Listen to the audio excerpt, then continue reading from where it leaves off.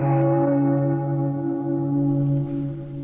the quiet town of San Felipe, there stood a chapel that once gave hope, until faith turned into fear.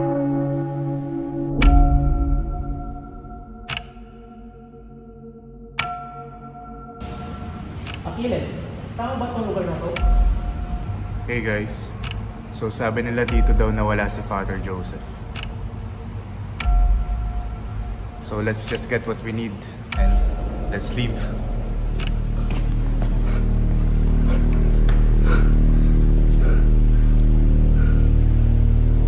Kung sino man ang mga nakakanood nito,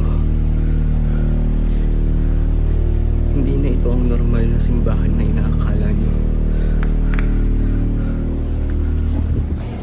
Naririnig niyo ba yun? Parang nanggagaling yun sa altar. Dito ako nagdadasal tuwing Sunday. Pero isang gabi habang nagdadasal ako, bigla na lang nawalan ng sindi yung kandila. Ayan na siya. Dito na naman siya. May naririnig ako ng nagdadasal. Pero ang boses ng padre, hindi siya yun. Ako po si Father Joseph. Nagdadasal po siya sa altar, pero tinatawag ko po siya. Hindi po siya lumihinod. Hindi po siya gumagalaw. What began as a search for truth became something no one could explain.